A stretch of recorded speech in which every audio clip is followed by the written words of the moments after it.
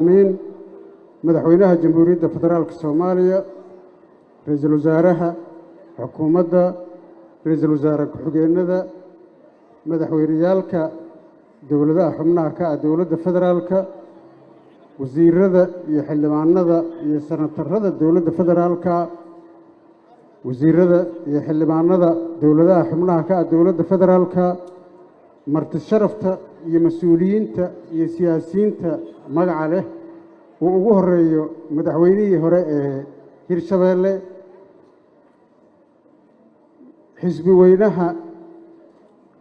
cadaaladda iyo wadajir shirweynihiisa koobaad ergada ka soo qayb gashay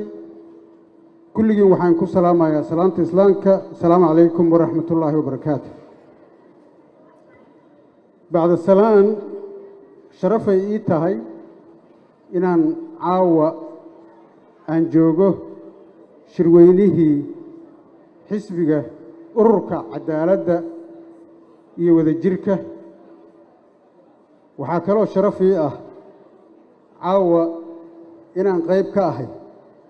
hoggaanka sare ee ururka iina bilaabatay himiladii iyo mabaadi'dii saddexdii sane ee uu madaxweyne xasan sheekh madaxweynaha ahaa aan ka wada shaqaynaynay oo ahayd dalka in la gaarsiiyo dimuqraadiyad horumar midnimo iyo wadajir iyo sidii lagu heli lahaa doorasho dadka Soomaaliyeed oo dhan ay codeeyaan oo doorasho qof iyo cod ah la helo sharaf iyo karaama ii tahay runtii caaway aniga ii bilaabatay oo markii iigu horreysay 149 baa ii dooratay laakiin caawa waxaa ilaahay mahadiisa 2700 Soomaaliya tirada la sheegay horta dadkii ugu horreeyay oo qof iyo cod lagu doortay baana oo waliba dad Soomaaliyeed oo xisbi ku jiro oo boqolkiiba 1 ama 10 aan ka aqaano ay doorteen sharaf iyo karaamo kale ii tahay cid kasta oo ii dooratayna aad iyo aad ay ugu mahadsan yihiin midnimada iyo cadaaladda iyo wadajirka ummadda Soomaaliyeed iyayna hormuud u tahay insha Allah intaas kadib markaan u mahad celiyo ergada iyo shirweynaha runtii waxaan soo wadnay taariikh fiican iyo himilo fiican oo ujeedka ay ahayd inaan dalka meeshuu hadda joogo ma xumo meel fiican weeye inaan meel kale oo ka sii fiican aan gaarsiino mabaadi'da ah yaan qayb ka ahaa hormuudna ka ahaa aniga shakhsiyan ma aaminsani mana qabo si looga guuro wixii hore la soo maray dadka caynaya ma ihi inay xumaayeenna ma ihi waxay sheegaysaa wanaaggii iyo xalaalnimadii aan soo samaynay marka qof bini'aadan oo iscaayaya ma nihine wax badan oo qurux badan aan soo marnay maantana meeshaanaan ku soo gaarnay ujeedka annaga waa inaan horey u sii soconno wax ka sii qurxan aan samayno hal meelay aan la joogin faraska waxa jeedalka loogu dhufto waa inuu xoog u socdo marka 22 sano